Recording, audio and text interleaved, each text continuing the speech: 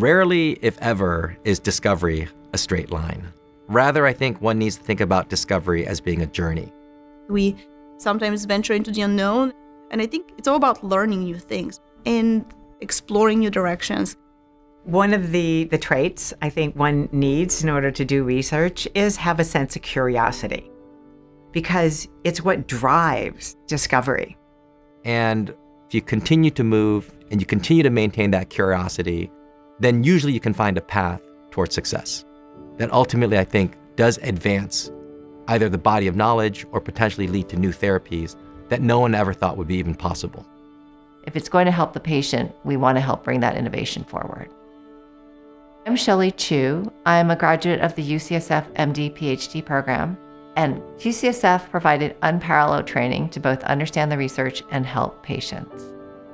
I'm now a partner at Lightspeed, and I head biotech investing. Lightspeed is a global venture capital firm that invests across all sectors, including healthcare.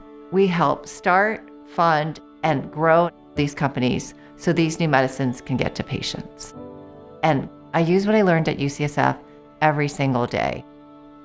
So when I came to UCSF, I got into their adolescent medicine fellowship, and that's where I was exposed to research, and I really found my career trajectory.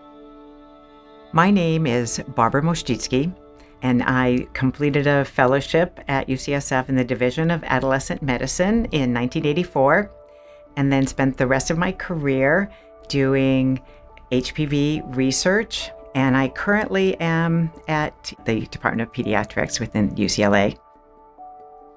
Human papillomavirus, or HPV, is the cause of 99% of cervical cancers. In fact, 5% of all cancers are due to HPV.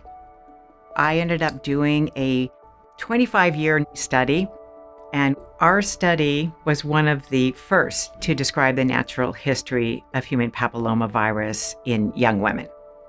We followed a little more than 1,500 women, and we took interviews, we did samples, and influenced several guidelines.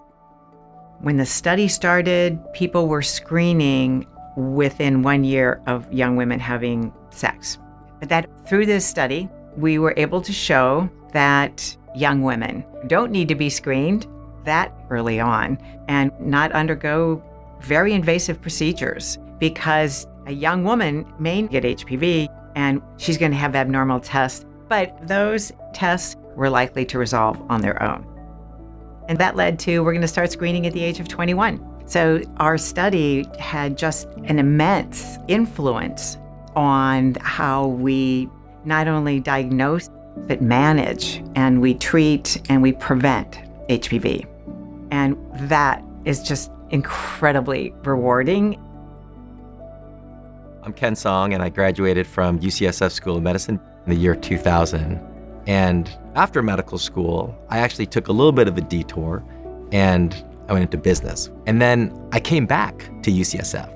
And even though it was an unconventional path, my time at UCSF provided me with a core piece of my foundation that allowed me to go off and become an entrepreneur and explore all these different areas of product creation in the life sciences field. There was one idea that came forward in 2009, which was focused on looking at cell-free DNA to see whether or not measuring it could be used as a diagnostic test. And I led this company called Ariosa Diagnostics as its first CEO. And one of the first applications was to actually look at fetal DNA. And by taking a blood sample from a pregnant woman, we found a way to determine whether or not there were any genetic conditions that the fetus could be at risk for at a very early stage of the pregnancy. And I do think that had it not been for us and what we did at Ariosa Diagnostics, I don't know if this liquid biopsy test of NIPT would have been available to all pregnant women. And I find it really rewarding to have been able to be this catalyst for change broadly across the life sciences. And I couldn't be more optimistic around the future in medicine. My name is Kamena Kostova. I graduated from UCSF in 2018 as a PhD from the Biomedical Sciences program. I think training at UCSF was really key for my growth as a scientist and allowing me to tackle big biological questions. I'm currently a principal investigator at the Stowers Institute.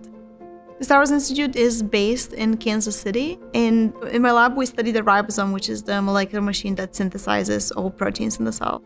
People think a lot about DNA as our blueprint, our genetic code, but your bodies are not made of DNA. They're actually made of proteins.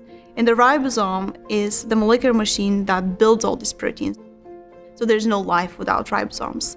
And what we realized recently is that ribosomes are actually very susceptible to damage. And the presence of defective ribosomes can be linked to human disease, such as cancer and neurodegeneration. So what we have done in my lab is to model ribosome damage in zebrafish as a model organism to understand how defects in the ribosome can interfere with normal synthesizing of proteins. And what we have discovered in my lab is that there's a rich network of quality control factors that can identify defective ribosomes and very rapidly clear them. And we really want to see how we can leverage this knowledge to now design better therapeutics for patients. It shows you that even in an area where there's already a lot of knowledge, there's still new questions that we can ask, because that's how discoveries are made.